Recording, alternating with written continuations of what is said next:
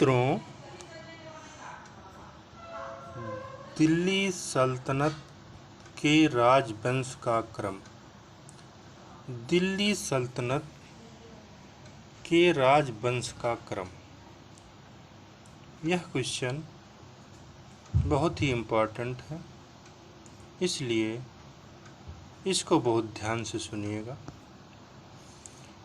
परीक्षाओं में पूछा जाता है कि दिल्ली सल्तनत के राजवंश का क्रम क्या है। इसके लिए एक आसान सा ट्रिक है, गुल खिले तुग सैलो। गुल खिले तुग सैलो। इस ट्रिक में गुल से मतलब है गुलाम वंश। गुल से मतलब है गुलाम वंश।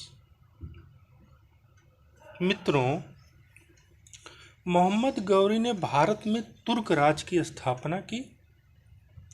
मोहम्मद गौरी अपने विजित प्रदेशों की जिम्मेदारी कुतुबुद्दीन ऐबक को सौंप कर वापस गजनी चले गए। कुतुबुद्दीन ऐबक ने ही 1206 ईस्वी में गुलाम वंश की स्थापना की और अपनी राजधानी लाहौर में बनाई। गुल के बाद है खिले। मित्रों, खिले से मतलब है खिलजी वंश। खिले से मतलब है खिलजी वंश। दोस्तों, जलालुद्दीन फिरोज खिलजी ने खिलजी वंश की स्थापना 13 जून 1290 ईस्वी में की थी। खिलजी वंश की स्थापना जलालुद्दीन फिरोज खिलजी ने 13 जून 1290 ईस्वी में की थी। खिले के बाद है तुग। तुग यानी कि तुगलक वंश।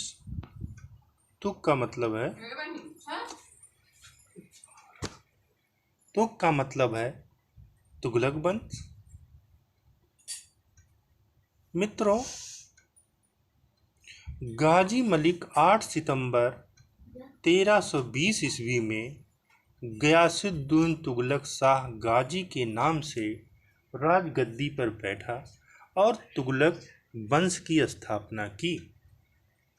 तुगलक वंश की स्थापना गाजी मलिक 8 सितंबर 1320 में गयासुद्दीन तुगलक शाह गाजी के नाम से राजगद्दी पर बैठा और उसी ने, गाजी मलिक ने ही 8 सितंबर 1320 ईस्वी को तुगलक वंश की स्थापना की। गुल खिले तुग। लास्ट शब्द है मित्रों सैलो।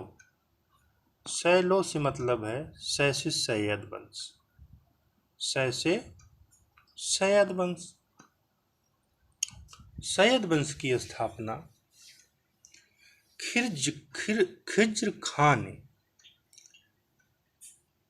खान ने 1414 ईस्वी में दिल्ली की गद्दी पर बैठा। दिल्ली की गद्दी पर बैठकर खिज्र खान ने 1414 ईस्वी में सैयद वंश की स्थापना की। इसके बाद आता है दोस्तों लो। लो से मतलब है लोदी वंश। लोदी वंश की स्थापना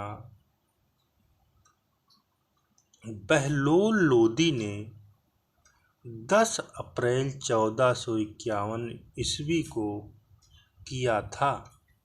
लोदी वंश की स्थापना बहलोल लोदी ने किया था।